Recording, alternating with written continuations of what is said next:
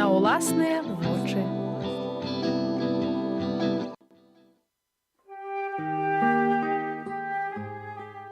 Пахвалены Езус Христос. Дарагія нашы радыёслухачы, вітаем усіх на хвалях радыё Марыя, праграма «На ўласныя вочы».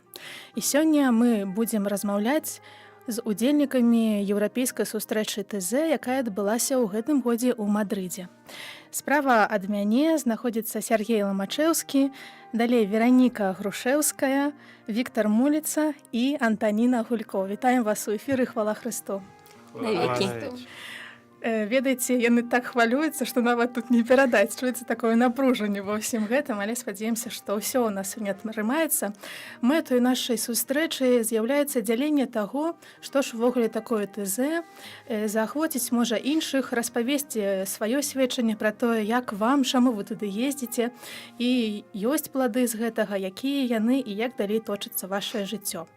Перад тым, як мы так будзем больш грунтоўна размаўляць пра сустрэчу ТЗ, якая ў Мадрыдзе ў гэтым годзе адбылася, хачу вас запытаць, увогуле, калі вы першы раз пазнаёміліся з ТЗ? Гэта быў толькі спеў, альбо дзіўная назва, якую вы запомнілі, альбо не запомнілі, ці вёсачка сама ТЗ, ці штосьці іншае. То, можа, Антаніна, пачнем ад цябе, калі ласка. Першае знаёмства. І шчыра кажучы, я не памятаю дакладна гораду, які я паехала, краіну гэтую. Я не была ніколі ў вёсцы ТЗ.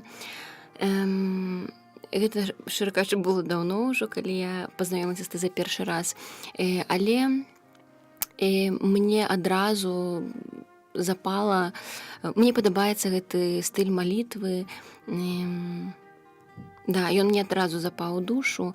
І, ў прынцыпе, я пасля першага свайго знаёмства я практычна заўсёды пры магчымасці намагаюся ездзіць на еўрапейскія сустрэчы. Ці можаш палічыць, колькі ўжо разоў там была? Не, я лічбу заўсёды баюся. Ну, гэта было, думаю, што разоў 7 прыкладна. Ну, то ты ўжо як дасведчаны такі ТЗшнік, калі так можна сказаць. Віця, калі ласка, твоё першае ТЗ было дзе? Мое первое ТЗ было в году 8 или 9, я точно не помню, но точно помню город, это был Брюссель. Вот, собственно говоря, тогда, ну, я помню, до этого съездил на встречу с Папой Римским в Кёльн, и мне очень понравился такой формат, там, молодежных встреч, где много молодежи со всей Европы, с мира съезжаются, прославляют вместе Бога. И помню, вот тогда вот как раз только мейнстримом начало становиться поездки в ТЗ. И меня кто-то пригласил, и я с огромнейшим удовольствием поехал. Вероника, твое первое ТЗ было давно, ці так зусім недавно? Мне кажется, это было в Страсбурге лет 5, наверное, назад. Но познакомилась я с духовностью ТЗ еще раньше, когда братья из этой общины приезжали в Минск и организовывали такую общую совместную молитву, по-моему, в катедре. Вот мне, в принципе, понравилось, и было интересно, когда потом выпала такая возможность поехать на встречу уже европейскую, в Страсбург впервые. Было интересно, это было ново, вот. И, конечно же, впечатления остались очень положительные. После этого 3 года назад, если не ошибаюсь, мы также с группой также ездили в Валенсию, вот. Ну и в этом году решили также поехать в Мадрид. Дзякуй. Яшчэ пра менавіта тваю паездку мы пагаворым асобна. І яшчэ хачу Сяргея запытаць. Пасля той першай сустрэчы, таго першага знаёмства, ці запаліўся ты ТЗ, і ці хацелася табе неяк бліжэй з ім пазнаёміцца? Ну, мое первое ТЗ, насколько я помню, было в 2009 году. Это был... Вот кто памятает докладно лічбы. Это был город Вильнюс. Ну вот, але, мне кажется, это была такая региональная встреча. Да, региональная, и мне кажется, даже я не понял, что я был на ТЗ. Это просто была какая-то встреча, вот, довольно интересная. И только потом я уже знал историю возникновения этого движения и уже более так осознанно ездил туда. Слухайте, калі казаць пра ТЗ, ваши першыя ўражанні якія? Калі вы чуеце гэтае слово, можа так, 3 Калі вы чуеце ТЗ, што ў вас адразу на думцы ўзнікае? 3 першыя такія асацыяцыі, Вераніка. Я думаю, единство, молитва, молодежь. Вітя. Спокойствие, молитва, Европа. Сядзенне на падлозе, простота і спевы, да. Які твой любімы спеў? Ведаеце, што ў мяне кожны год ёсць хіт. І ў гэтым годзе вельмі класная новая песня была «Да паче кордыум», што перакладаецца як «Дай супакой у сэрца». Вельмі такім канонам прыгожым спяваецца ад нізкага пераход на высокае. Я вельмі люблю такое. Сергей, якія твои ассоциации? Ну, мои тоже это «Ночное чувание». Я, оказывается, о ТЗ уже знал давным-давно, просто присутствуя. Да, и не осознавал, что это. Да, это как раз согласен в костеле, сидя на полу, в тишине, такая вот мелодия наподобие той, которая сейчас играет на фоне. И вот перед крестом часто свечки ставили, такая была романтика. Вот этим не запомнилось. Треба было 3 слова. Ну, добре. Я немножко проблемы с этим у меня. Ні, дякую вялікі. Перайдзем да сустрэчы, якая адбылася вось зараз у ТЗ. Сустрэча ТЗ, якая праходзіла ў Мадрыдзе, яна адбывалася з 28 снежня па 1 студзеня. З кім вы паехалі? Як увогуле ўсё у вас атрымалася? Я ведаю, што вось вы ў траіх, Тоня, Віця і Сергей, ездзілі разам? Ага, не зусім разам. Ну, то распавядайце, як там было. Ну, мы с Сергеем ехали вместе, организованно автобусом из Гродно. Организовывал отец Евгений такой, и с нами уже поехал отец Ян, который преподает в семинаре. Вот, и, собственно говоря, у нас дорога там была дня 3. По дороге мы заезжали в Лион, в Барселону.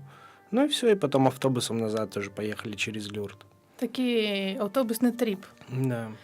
Ці не пужалася, бо гэта трошки так далёка знаходзіцца. Ці не цяжка гэта? Ну, в моем возрасте уже, да, уже переживается как бы не совсем так, как когда был помоложе, но хотелось, так сказать, тряхнуть стариной и в бой. Не, в принципе, все было классно, комфортно, то есть дорога туда вообще шикарна, потому что по дороге едешь, знакомишься со всеми, то есть там новые лица, узнаешь истории людей, узнаешь вообще людей. Вот. Ну, на обратной дороге уже, конечно, сложновато было. То есть все такие подуставшие, так эмоционально подистощились. Хотя, по идее, как бы тоже нам там во время молитв, да, и во время переживания всего подзарядились, наверное, духовно, да, но физически уже было сложновато на обратной дороге. Тем более из тепла в мороз, ну, как бы так себе. Ну што ж, такія нашы рэаліі. Тоня, калі ты далучылася, як гэта было? Шчыра кажучы, гэта моя самая неарганізаваная паездка, таму што я да апошняга моманту не ведала, што мяне адпусцяць у адпачынак менавіта на святы, на каляды і на Новы год. Я, шчыра кажучы, планавала паездку ў Панаму, бо думала, што гэта будзе ў гэты час мой адпачынак, але акурат так выпала. Я была вельмі шчаслівая, таму што калі дагэтуль у касцёле альбо ў супольнасці нашай пыталі, хто збіраецца ў ТЗ, давайце планаваць як-небудзь, я такая, дакладна, не я, і як бы не ўдзельнічала ў гэтым, то калі ў апошнюю хвіліну я ўсё ж такі даведалася, што мне ёсць такая магчымасць, я, ў прынцыпе, распланавала даезд сама, але далучылася да групы. Так прасцей быць у парафіі з беларусамі хаця бы з некалькімі. Ну, як бы так прасцей. Таму я ехала сама, ляцела на самалёце, а там далучылася да групы з Брэста, которую арганізоўваў Павел Міцкевіч. Прывітанне якраз такі Паўлу мы можам перадаць. Сергей, распавядзі, калі ласка, што ж вы там рабілі на працягу ўсіх гэтых дзён, як выглядала праграма? Наш первый день был отсыпной, потому что после автобуса было очень сложно. Мы там буквально засыпали на ходу, но нас распределили в испанскую семью. У них, в принципе, такие большие семьи, как я понял. В нашей было 4 детей. Вот. Ну вот мы отоспались. И вообще там сама программа ТЗ, она была уже расписана. Были вечерние молитвы, были в течение дня, каждого дня какие-то программы, конференции по всему городу, и можно было на интересующие темы там что-то послушать. Вот. Но у нас была своя особистая программа, которая заключалась большего в изучении этой страны, Испании, изучении Мадрида, потому как вот лично для меня Испания такая была всегда интересная страна. Здесь такой интересный климат, и, как мне казалось, и менталитет людей совсем другой, отличается от таких обычно европейских, так скажем. То бок, ты хочешь сказать, что ни на молитвы, ни на божество, ни на что это вы не ходили? Нет, мы ходили, посещали. Я просто поделюсь, что еще с прошлых поездок на ТЗ я понял, что лично для меня мне тяжело переживать что-то духовное в таком большом количестве людей. Вот, я не могу сконцентрироваться. Моя личная молитва, когда я вот один, мне лучше всего заходит. Поэтому в плане духовном я многого не ожидал, но так получилось хорошо, вот, что Бог, Он умеет в любых ситуациях достучаться до себя. И мое духовное развитие, оно происходило на этом ТЗ. Правда, оно больше касалось взаимоотношений с моими попутчиками. Вот. Поэтому тоже для себя очень такие хорошие вещи выделил. Дзякуй вялікі. Тоня, а ты на набажэнства і на канферэнцыі, на працу ў групах, на ўсё гэта? Хоць раз хадзіла. Шчыра кажучы, да, у гэты раз было цяжкавата, таму што гэта Мадрыд, як бы цешыць цябе надзеямі, што ты будзеш ізаляваны ад горада і губляць гэтую магчымасць. Я шчыра кажучы лічу, што гэта глупа. Трэба ухапіць усё, як это зрабіла я. Ты спала? Не, дарэчы, вось сон гэта максімум, чым я ахвяравала. Спалі мы памалу, але, канешне, я высыпалася, таму што з маёй працы гэта раскоша столькі спаць. Пра набажэнствы, канешне, максімум мы намагаліся наведваць. Адзінае, што гэта ў дзень, калі гэта дзённая малітва, а ты штосьці хочаш паглядзець альбо што, то гэта, канешне, цяжкавата. А так, ранішнія малітвы, усе працу ў групах, нават якую я таксама, мне цяжкавата даволі даюцца групкі, але кожны год ўсё ж такі ў іх, і я бачу плён з гэтага. Сказаць, што гэта мой духоўны рост альбо штосьці такое я не магу, але з гэтага плён я бачу. І, канешне, вечаровыя малітвы для мяне гэта ўвогуле самае важнае. Пра працу ў групах, што вы там абмяркоўвалі, якія тэмы былі? Там заўсёды даюцца тэмы канкрэтныя. У гэты раз мне вельмі спадабаліся тэмы, которые яны даюць такія прапановы, як бы для абмеркавання. Гэта звязана падтрымліваецца тэкстамі з Бібліі, вельмі ўдалыя, на мой погляд, урыўкі і вельмі актуальныя пытанні, таму што гэта ў любым выпадку гэта людзі з розных краін, а гэта тэмы пра, ведаеце, на гэтай сустрэчы быў акцэнт на тэму гасціннасці. Гэта настолькі актуальна ў сучасным свеце, а мы, як бы, Беларусь не звязана, напрыклад, з імігрантамі абсалютна. І паслухаць людзей, у нас ёсць нейкае прадстаўленне пра гэта з навінаў, як бы з нашага там асяроддзя, але канкрэтна паразмаўляць з людзьмі, тым больш з хрысціянамі, як яны да гэтага ставяцца, гэта вельмі цяжкая тэма, для мяне гэта вельмі складана. Паразмаўляць канкрэтна з людзьмі, хрысціянамі, як яны спраўляюцца з гэтым, як яны з гэтым жывуць у штодзённым жыцці, мне здаецца, гэта вельмі класна. Хто быў у гэтых групах? Гэта была група беларускамоўная ці гэта група была з усяго свету? Перамешаная? Да, гэта была перамешаная група, што вельмі добра, таму што нават намагаюцца ва ўсіх парафіях размяркоўваць, каб не былі тыя ж самыя, которые прыехалі адзін з адным, былі одной той жа групцы. Намагаюцца як мага больш перамяшаць, і гэта вельмі класна. І ў нашай групе у нас вельмі была класная група, і былі людзі з розных краін. Вельмі добра была сястра адна законная, групка была невялікая, сястра законная з Італіі, якая ў Румыніі служыць, з такімі досведам, ведаеце, так яны дзяліліся, што, канешне, гэта варта таго. Дзякуй. Пра тэму і пра тое, на што ўвогуле, на што скіравана была ўвага ў сёлетніх сустрэчах еўрапейскіх, мы яшчэ пагаворым. Хачу Вераніку перад гэтым запытаць, як жа ж ты трапіла і ў якасці ў ролі каго на гэтыя сустрэчы?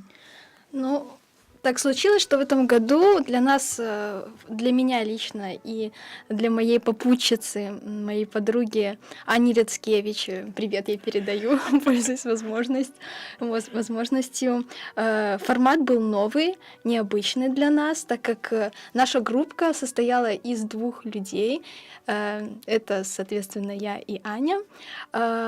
Мы летели самолетом, сами вели коммуникацию с организаторами, внесли... Это на самом деле очень несложно, и, может быть, не все знают, что есть возможность на самом деле индивидуально практически организовать себе такую поездку, потому что в основном собирают группы, есть организатор, который берет на себя организацию, вот. Но можно спокойно организоваться и 2 человекам, и 3. Вот, что мы сделали? Мы поехали в качестве волонтеров. Встреча сама начинается 28 декабря, но мы прилетели раньше, у нас был день в запасе, можно сказать, который...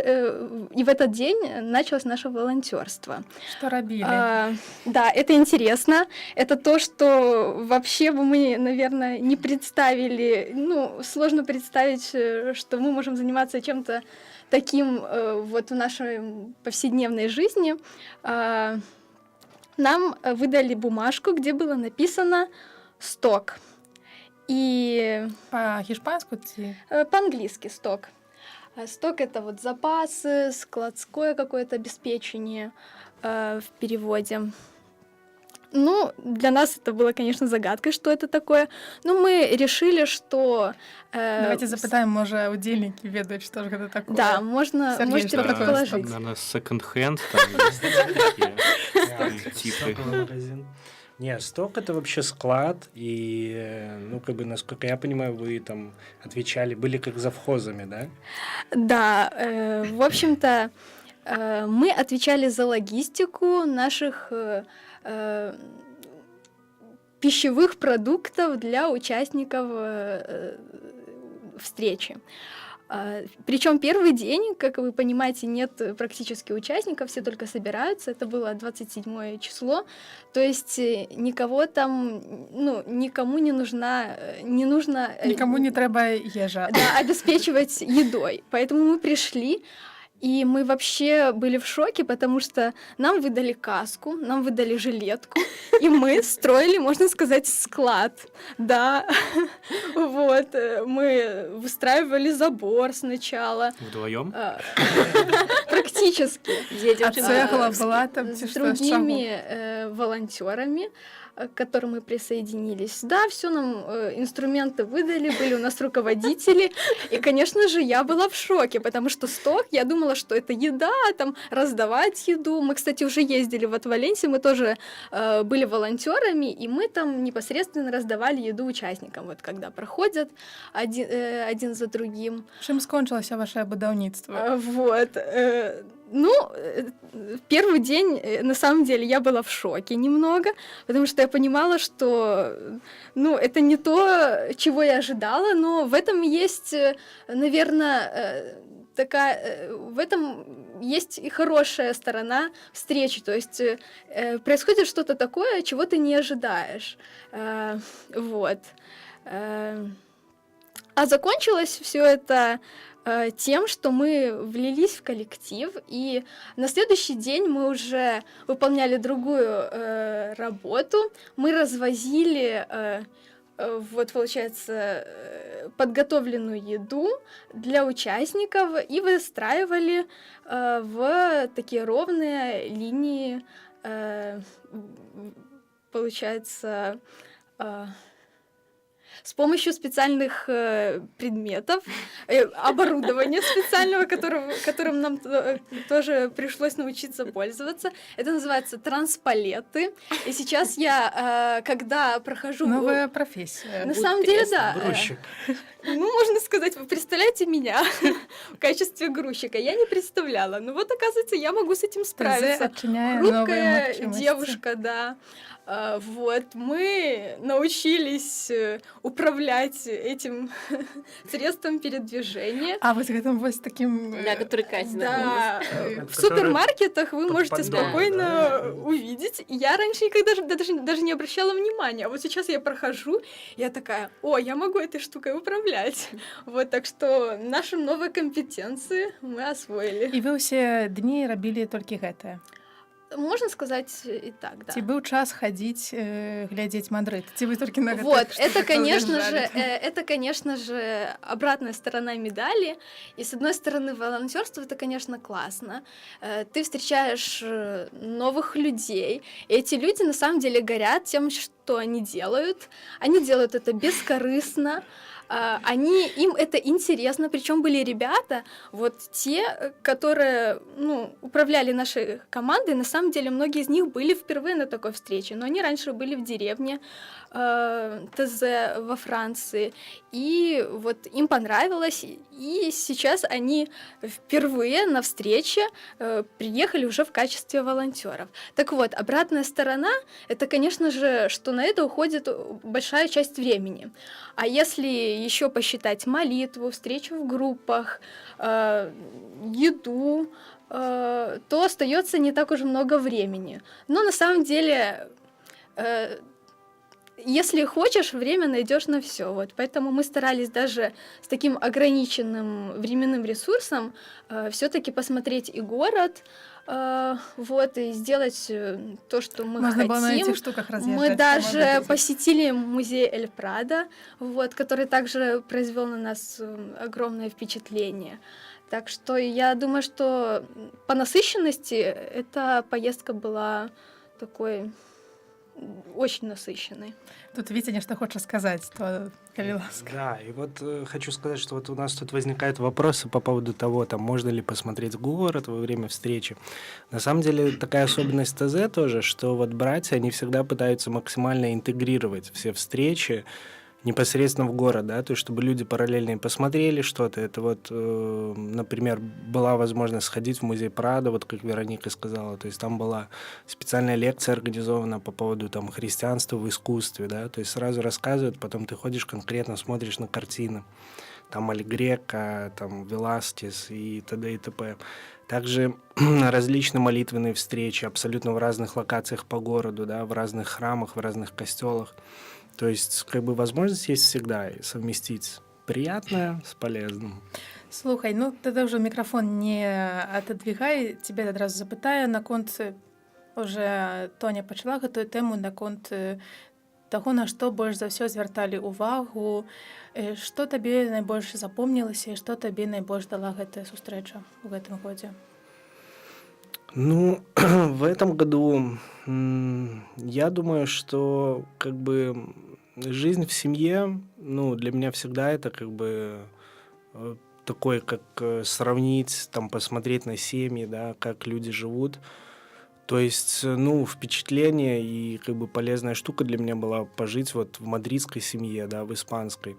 Обычно там средняя по доходам семья испанская, да, в которой много детей, которые там живут все вместе, радуются, там есть какие-то вопросики, нюансики, но как бы они на это не обращают внимания сильно, да, и в то же время, то есть у них там и батлейка есть дома сделана, да, то есть и ходят в костел, то есть люди живут в таком, в христианстве, то есть пример жизни, наверное, хорошей христианской семьи. Это первая штука. Вторая штука – это, как ни странно, большие вечерние молитвы, да, когда вот именно вот массовость, да, очень много людей, ты понимаешь, что ты не один, что, если выражаться литературным языком, вас до холеры, вот, и вы как бы все вместе собираетесь, сидите, слушаете какое-то послание, и как бы все входите в такое суперспокойное состояние, классные песни, все тихо, спокойно, не напряжно, то есть можно подумать, решить какие-то там вопросы, вставить, расставить себе в голове, в душе. И к тому же как раз конец года, начало Нового года, то есть есть возможность принять новые постановы на Новый год. Вот. Дзякуй вялікі. Сергей, як ужо мы ведаем, акцэнт кожны год ставіцца на нейкую тэму, якая больш глыбей разбіраецца. Гэта і тэмы міру, і тэмы міграцыі, і таксама гасціннасці.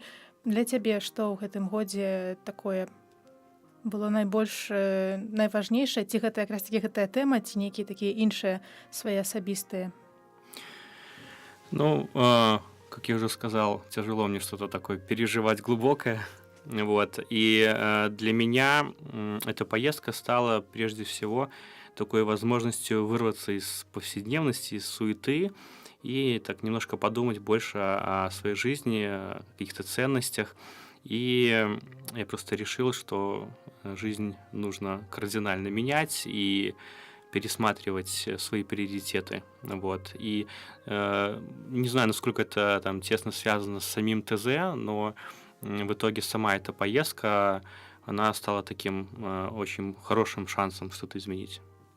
Ці нейкія смешныя цікавыя гісторыі з вамі здараліся, бо вядома, шмат людзей, іншае асяроддзе, іншая культура, выязджаем мы іншы бок. Было нешта такое, што будзеце ўзгадваць і з усмешкай так? Было много, но не все можно рассказать. Ну, можа, адну такую самую цэнзурную. Да, на самай справе было вельмі насычана, гісторый такіх вельмі шмат было ў гэтай паездкі радасці такой, ведаеце, не буду я казаць, што гэта штосьці такое узвышанае. Мне здаецца, так вот у такіх сустрэчах Бог у такіх простых рэчах прыходзіць, у такой простай чалавечай радасці.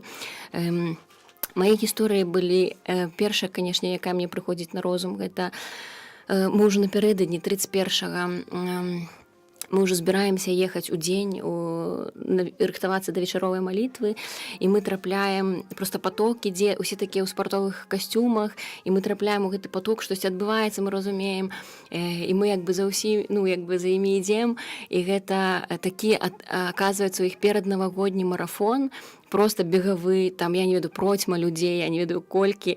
І гэта такая, ведаеце, 31-га, нібыта ўсе павінны там сидзець наразаць салаты, а гэтыя людзі ўсе ў спартовых касцюмах, такія вясёлыя, у нарядах, з дзецьмі, і старыя, і малыя. І яны ідуць на гэты забег. Мне здаецца, гэта вельмі класная ідэя такая. І класны таксама 31-го добры варыянт як бы ўжо распачаць.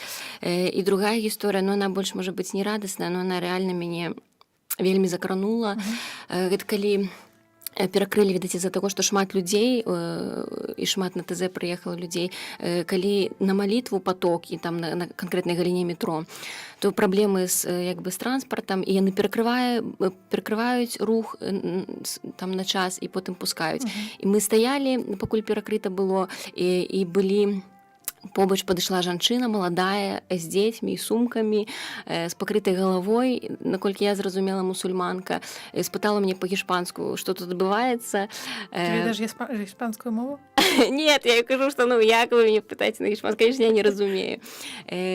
І мы так стаім з ёй, і потым, калі ўсё гэта стала рушыцца, на гэтых дзяцей взяла, і я кажу, давайте я вам сумку паднесу. І сама ледзь не расплакалась, і гэта такое было, такое кранальнае, такое класна. Я просто разумею, што вот людзі, вот чалавек побач з табой, вось гэта практычна пра то, што што браты намагаюцца за ўвесь час у нас укласці, што быць добрымі і гасціннымі на практыцы, ўсё гэта прымяняць, мне здаецца, гэта вельмі так здорава. Вераніка, што ты з сабою забрала з гэтай сустрэчы? Тое вось, якраз Тоня пачала гэтую тэму, і дзякуй табе вялікі. Што я забяру з сабою, што ты забрала з ТЗ? І будзеш тут на практыцы?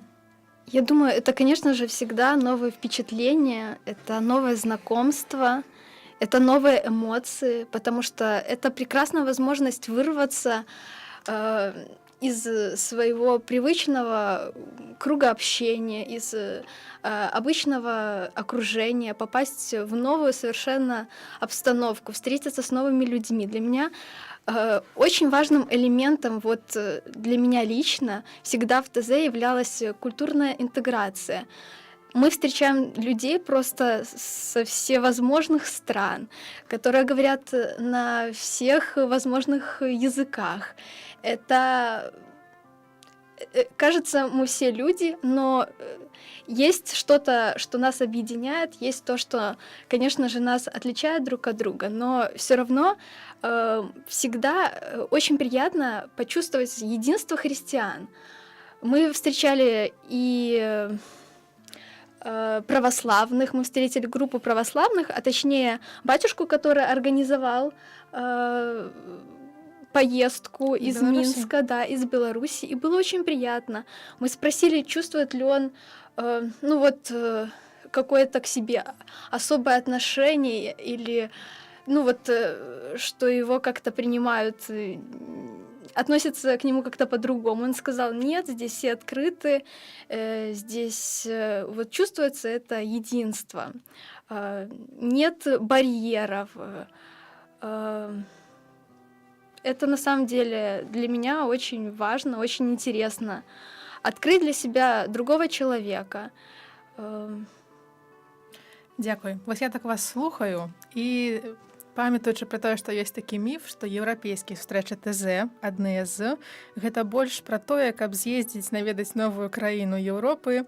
Для некаторых гэта каб проста так добра правесці час, пабавіцца, да яшчэ Новы год сустрэць у нейкім прыгожым еўрапейскім горадзе і сабе нейкія яшчэ там прыгоды знайсці. А слухаючы вас, разумееш, што не зусім так. Ці ёсць што дадаць да гэтага? Ці гэты міф, ён сапраўды такі? Но я могу сказать, что каждый получает то, зачем он едет.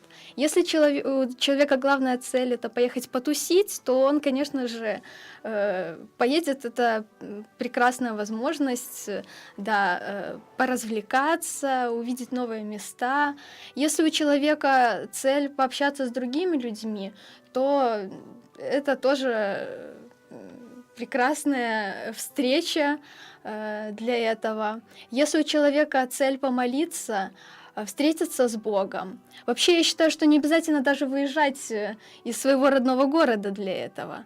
Вот. Но это также возможность посмотреть, как молятся другие люди, по-другому посмотреть на молитву. Побыть в тишине тоже есть возможность.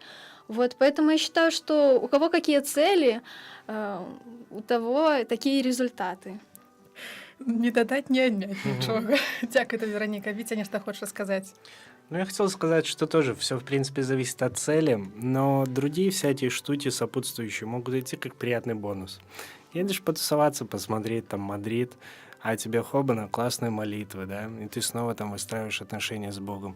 Едешь помолиться, пребываешь в прекрасном месте Мадриде, и как бонус идет что-то окружающее. То есть с какой бы целью ты ни ехал, я думаю, весь комплекс всех штук ты все равно получишь.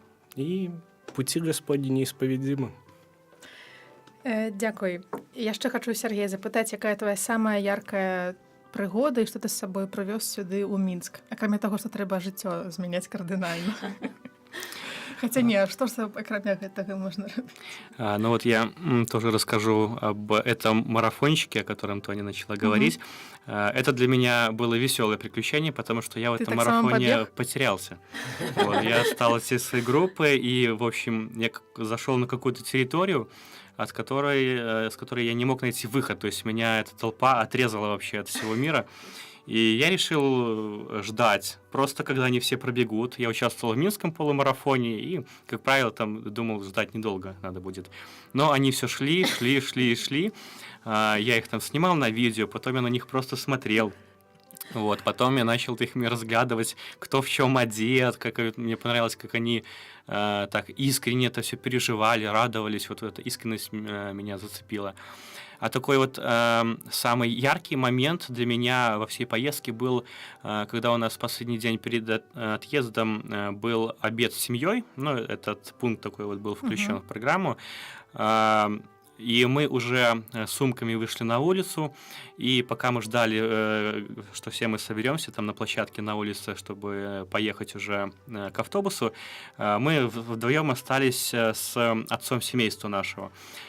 И как-то вот этот обед так хорошо, тепло прошел, так было приятно, такая атмосфера семейная. И я сказал вот этому отцу нашему временному, что мне нравится его семья, мне нравятся его дети, так было классно.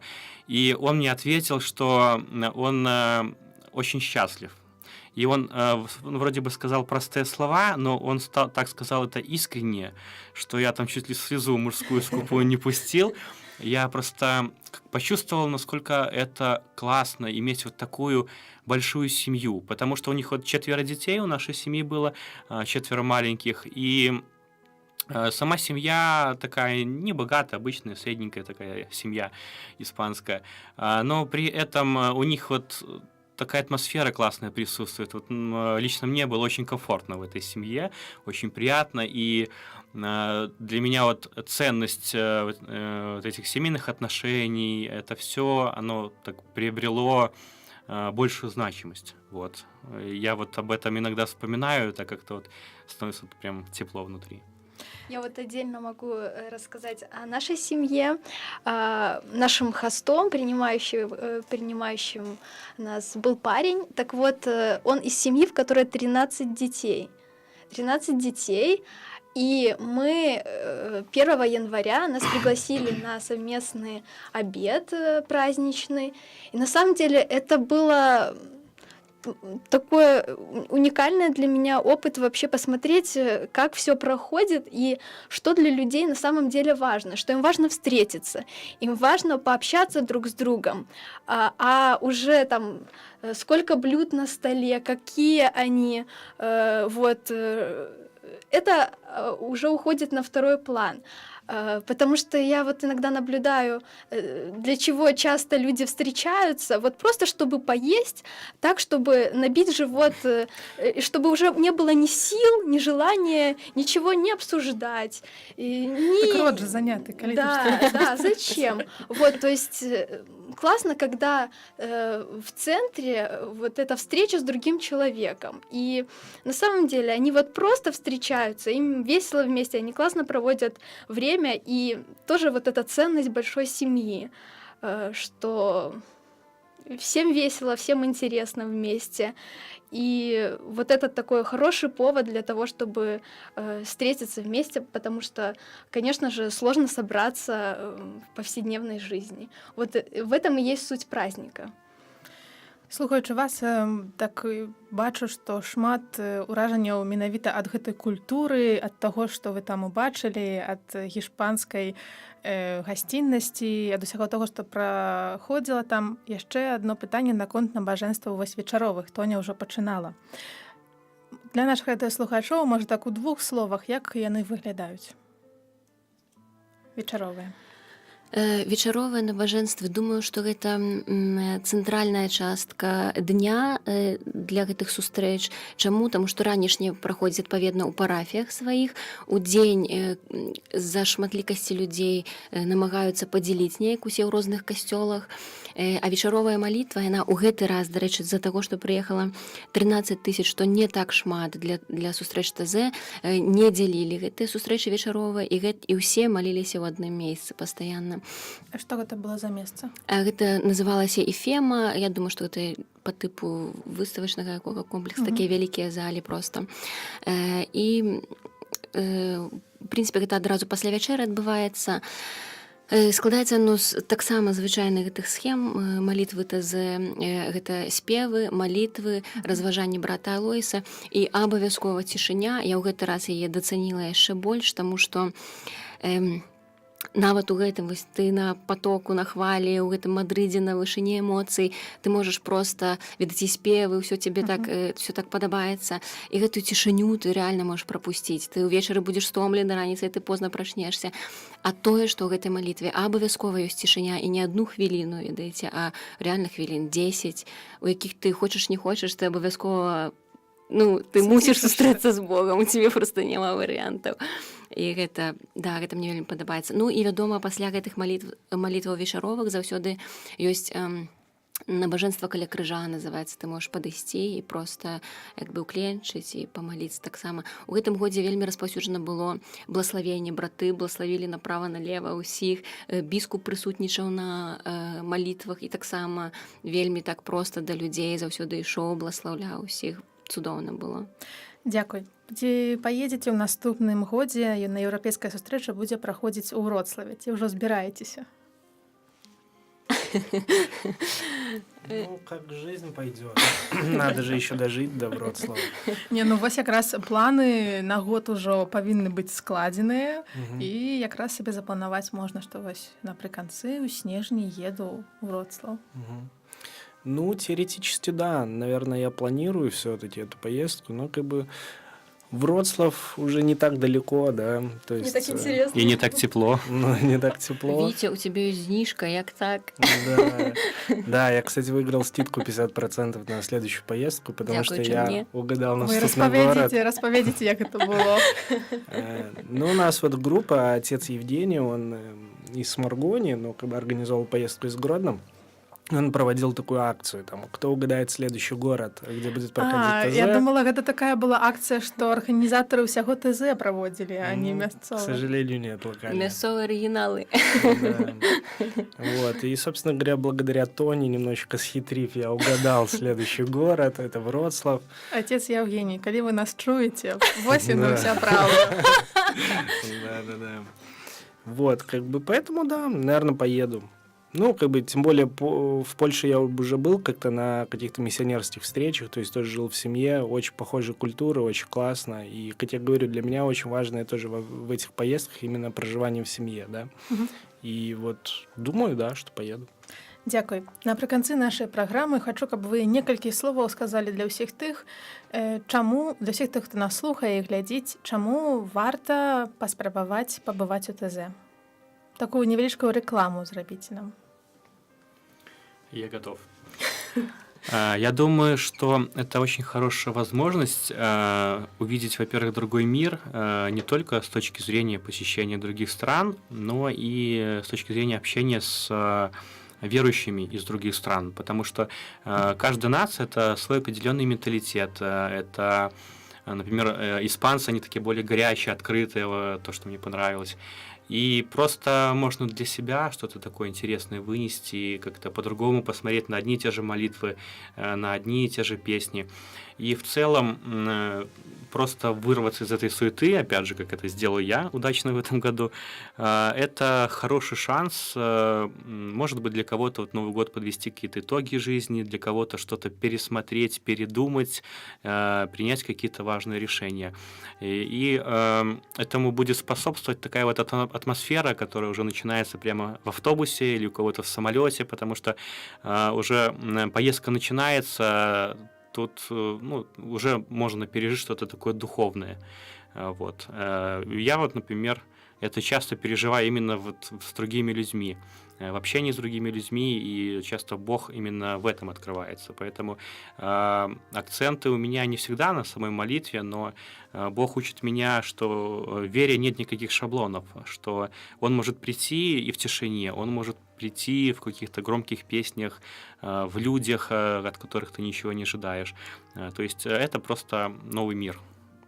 Дзякуй. Хтосьці дадасць яшчэ да гэтага рэкламнага не ведаю, спича.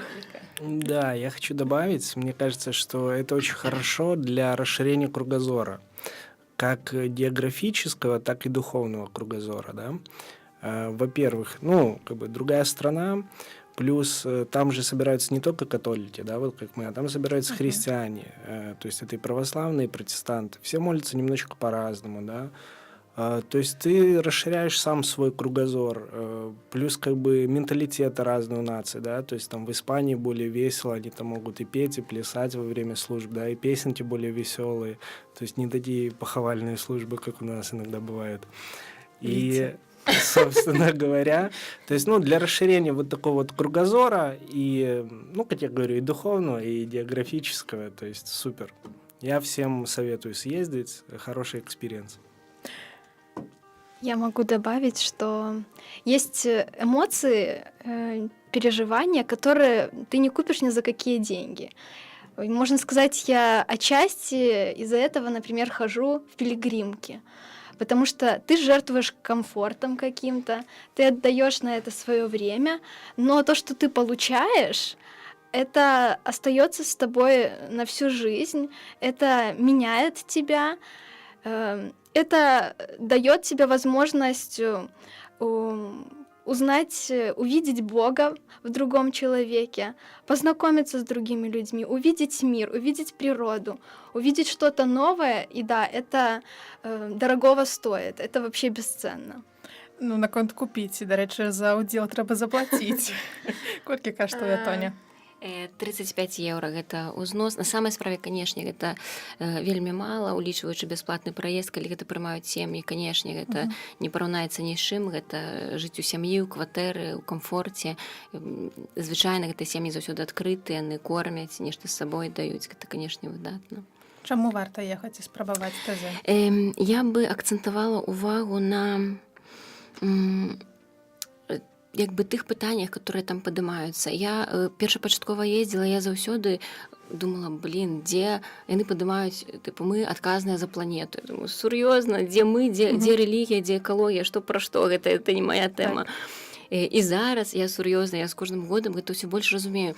Мы сядзім, напрыклад, кожную ў сваёй краіне, кожную ў сваёй супольнасці. Мы неяк жывем, мы прыспасабліваемся, нам камфортна. Мы выязджаем, і вось гэта пытанне, чаму патрэбна еднасць. Яны падымаюць такія глобальныя пытанні, што нам зараз нам трэба аб'ядноўвацца. Такія пытанні з мусульманамі. Мы з праваслаўнымі не можам так дамовіцца. А яны рэальна падымаюць такія важныя пытанні, што еднасць, што далей свет не можа існаваць без еднасці, што гэтыя войны і так далей. Гэта сур'ёзна вельмі важна. І то, што гэта адказнасць, даросласць такая, которая, мне падаецца, яна патрэбна ў духоўным жыцці абавязкова. Дзякуй вялікім. У нашым эфіры была праграма «На ўласныя вочы», і сёння мы дзяліліся і слухалі сведчанні ўдзельнікаў еўрапейскай сустрэчы моладзі ў Мадрыдзе, сустрэчы ТЗ. І разам са мною сёння ў студыі былі Сергей Ламачэўскі, Вераніка Грушэўская, Віктар Муліца і Антаніна Гулько. Дзякуй вялікі ўсім за ўвагу. Хвала Хрысту. Хвала навеки. Дзякуй. Дякую.